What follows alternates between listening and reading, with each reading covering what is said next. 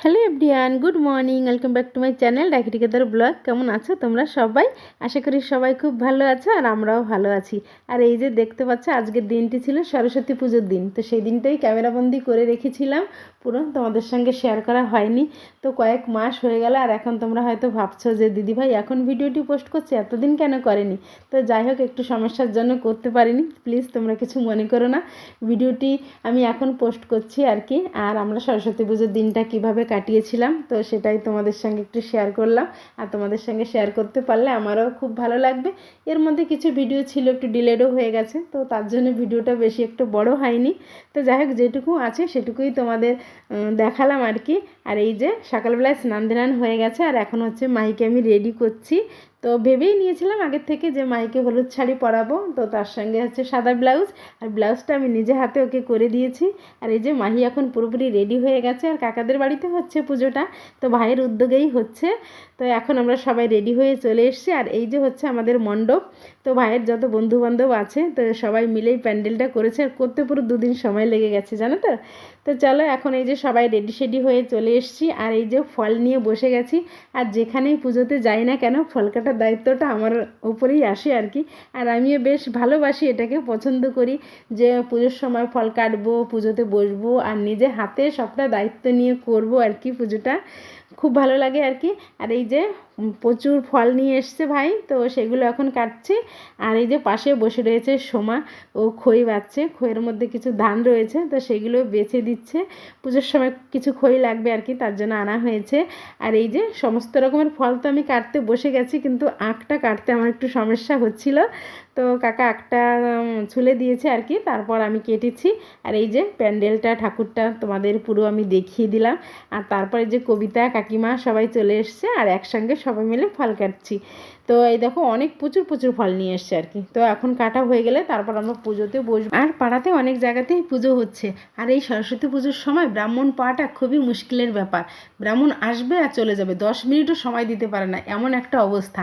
তো যাই হোক, আমাদের ফোন করে বলেছিল পুরো কমপ্লিট করে তারপর আমাকে ডাকবে, তারপর আসবো। তো যাই হোক, এখন আমাদের এদিকে পুরো রেডি হয়ে গেছে, ফল ফ্রুট কাটা সব কমপ্লিট হয়ে গেছে, লোকজনও চলে এসছে। আর ফলগুলোকে আমি এখন ঠাকুর ঘরে নিয়ে পুরো সাজিয়ে দেবো। তারপর রেডি হয়ে গেলে ব্রাহ্মণকে ফোন করব। আর সব লোকজনও চলে এসছে, এদের সাইডে বসে রয়েছে। আর এই যে এখন এখানে সাজিয়ে দেওয়ার পরে সব সকালবেলা থেকে আর কি কাজকর্ম করতে আমরা প্রচুর ব্যস্ত, একটা ছবিও সেভাবে তুলতে পারিনি। তো যাই হোক, এখন এখানে একটু সাজুগুজু করিয়ে দিয়ে তারপর এই যে কাকিমার সঙ্গে একটু ফটোশ্যুট চলছে আর কি। তো চলো, আর এদিকে রান্না হচ্ছে খিচুড়ি, তো সেটা একটু তোমাদের দেখাবো।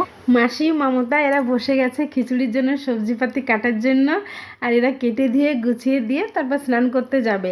আর পাশের বাড়ির যে কাকি রয়েছে পিউর মা, উনি খুব ভালো রান্না করে। তো কাকিমাকে বলা হয়েছে তোমাকে খিচুড়ি রান্না করতে হবে, উনি খুবই ভালো রান্না করে। আর আমাদের বাড়ির আশেপাশে মানে যদি কোনো ছোটোখাটো অনুষ্ঠান হয় আর কি, তো আমাদের আর রাঁধুনি ভাড়া করার দরকারই পড়ে না। কাকিমাই নিজে হাতে দায়িত্ব নিয়ে রান্নাটা করে, আর খুব সুন্দর হয়েছে রান্নাটা। তো তোমরা দেখলেই বুঝতে পারবে যে রান্নাটা কেমন হয়েছিল। আর পুরো খিচুড়িটা মুগ ডাল দিয়ে করছি।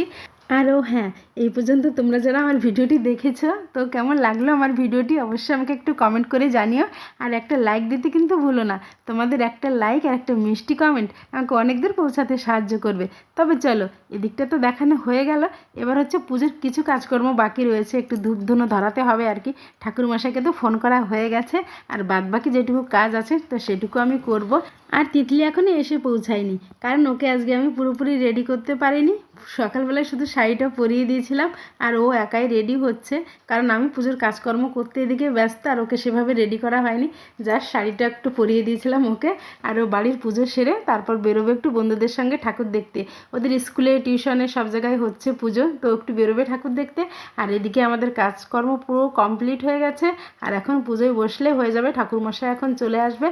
আর এই যে এখন আমরা সবাই মিলে বসে গেছি পুজোতে। আর তিতলিকে দেখতে পাচ্ছ, মুখটা একটু কালো করে বসে রয়েছে, কারণ ওকে আমি আজকে পুরো রেডি করতে পারিনি। ওর ইচ্ছা ছিল আমার কাছে একটু রেডি হবে, মানে ও সাজবে, বন্ধুদের সঙ্গে একটু বেরোবে তো ঠাকুর দেখতে, তো তার জন্য ওকে একটু সময় দিতে পারিনি আমি পুজোর কাজকর্ম করতে গিয়ে। তো যাই হোক, পরে সবটা ঠিক হয়ে গেছিলো। আর পুজোর এই কাজকর্ম করতে গিয়ে মনে মনে মানত করেছিলাম আর কি, তো বলেছিল সবাইকে যে সামনে বছর যদি ভাইয়ের চাকরি হয়ে যায় আর কি, তো ঠাকুরের দামটা আমি দেবো আর অনেক বড় করে ধুমধাম করে সরস্বতী পুজোটা করব। আর এবছর তো ভাইয়ের উদ্যোগে হলো। আর আমার ভিডিওটি পোস্ট করতে সত্যি অনেক দেরি হয়ে গেল, প্লিজ তোমরা কিছু মনে করো না। আর সামনে বছর যদি ভাইয়ের চাকরি হয়ে যায় অনেক ধুমধাম করে পুজো হবে।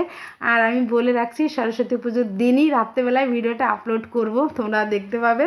আর এই যে পুজো আমাদের এখন প্রায় শেষের দিকে, তো এখন চলছে ঠাকুরের নেত্রদান, তারপর যজ্ঞ হবে, তারপর পুজো হয়ে যাবে আর কি। আর এদিকে খিচুড়ি রান্না প্রায় কমপ্লিট হয়ে গেছে। আর বাড়ির আশেপাশে অনেক লোককেই আমরা নেমন্তন্ন করেছি, তো তারা আসবে, প্রসাদ খাবে, খিচুড়ি প্রসাদ খাবে। তো চলো, এখন যজ্ঞ শুরু হয়ে গেছে।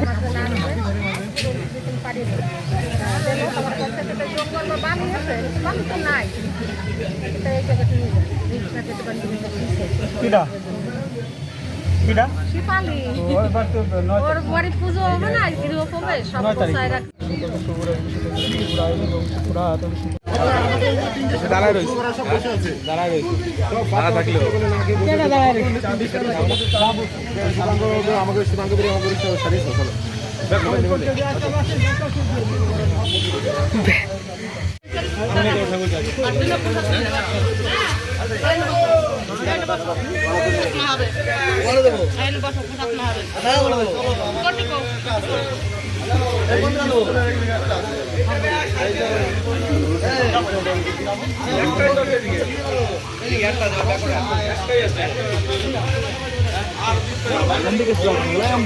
আর এদিকে এখন আমাদের পুজো কমপ্লিট হয়ে গেছে, আর আমি চলে এসেছি প্রসাদ মাখাতে, কারণ আমাদের পুজো শেষ হতে প্রায় 12টা সাড়ে 12টা বেজে গেছিলো। আর সবার খিদেও পেয়ে গেছে প্রচণ্ড। তো এই যে কিছু বাটি আনা হয়েছিল পুজোর প্রসাদ দেওয়ার জন্য, আর বাটিতে করে আমি দিয়ে দিলাম, ভাইকে বললাম তুই দিয়ে দে। আর খিচুড়িটা তো হয়ে গেছে, তো যারা উপোস রয়েছে তারা বসে খাবে, আর যদি কেউ বাটিতে খেতে চায় তো খাবে। তো এখন প্রসাদটা দেওয়া হয়ে গেল, আর খিচুড়িটা রান্না এই দেখো প্রায় কমপ্লিট হয়ে গেছে। দারুণ হয়েছিল খিচুড়িটা রান্না। আর সবাইকে এখন খেতে দিয়ে দেবো, আর সবাই একটু বেরোবে, ওই যে বললাম ঘুরতে যে যার মতন। আর আজকের ব্লগটা আমি এখানে শেষ করব। আর তোমরা সবাই ভালো থেকো, অনেক অনেক সুস্থ থেকো। আর আমার ভিডিওটি যদি ভালো লাগে তো লাইক, কমেন্ট, শেয়ার এবং সাবস্ক্রাইব করো। আবার দেখা হচ্ছে নেক্সট ব্লগে, নেক্সট ভিডিওতে। সবাই অনেক অনেক ভালো থেকো।